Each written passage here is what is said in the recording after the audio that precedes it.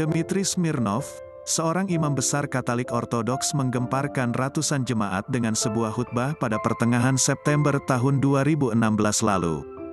Dalam khutbahnya Dmitri Smirnov mengatakan bahwa masa depan Rusia akan menjadi milik pemeluk Islam. Saksikanlah, jutaan umat manusia yang beribadah dengan sangat teratur dalam satu waktu dan tempat, mereka menempati saf mereka masing-masing dan hal itu tidak perlu diajarkan. Mereka berbaris dengan tertib tanpa harus diperintahkan.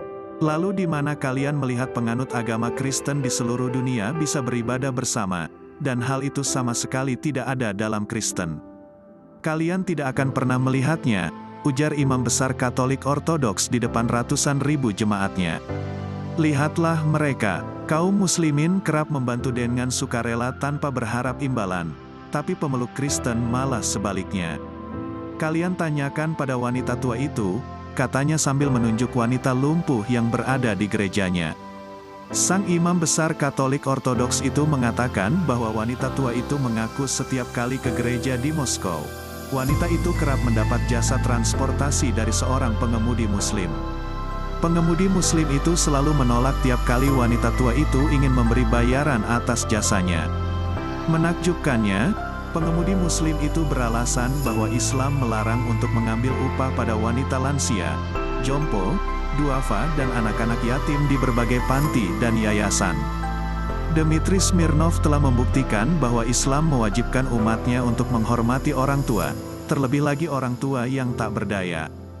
Ia bahkan mengakui bahwa pribadi pengemudi muslim tersebut tidak dapat ditemukan pada pemeluk Kristen yang mengajarkan kasih. Seorang muslim justru lebih dekat dengan sang Mesias, tapi orang Kristen hanya ingin uang.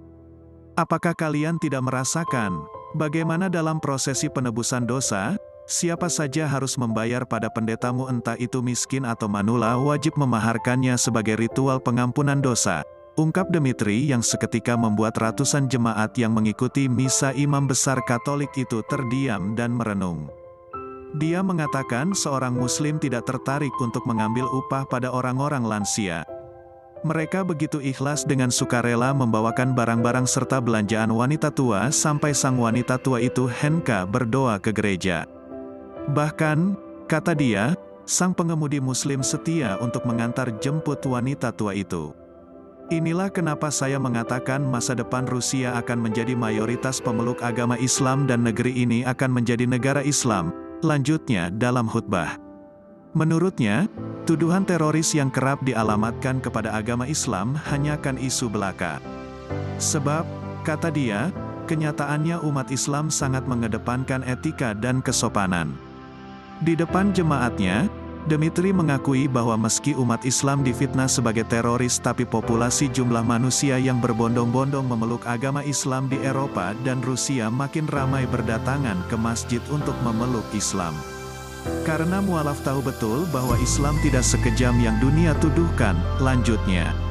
Lihat juga, Masya Allah, inilah Dubes Inggris untuk Arab Saudi masuk Islam dan pimpin ibadah haji. Dmitri melanjutkan bahwa sekarang dan selamanya masa depan Rusia akan menjadi milik umat Islam mengingat populasi muslim di Rusia sudah mencapai 23 juta. Sementara pemeluk Kristen mengalami penurunan hingga 18 juta, sedangkan sisanya masih menganut komunis. Ini sebuah fakta bahwa Islam sekarang menjadi agama terbesar di Rusia, ungkapnya. Kemudian, sang pendeta mengakhiri khutbahnya dan turun dari mimbar dengan berurai air mata sambil meninggalkan jemaatnya yang masih terpaku dan haru. Mereka tak pernah menyangka seorang imam besar Katolik bisa mengagungkan orang Muslim. Sebagian jemaat ada yang menangis menyadari bahwa ajaran Islam ternyata berbudi luhur dan Islam tidak layak disebut teroris.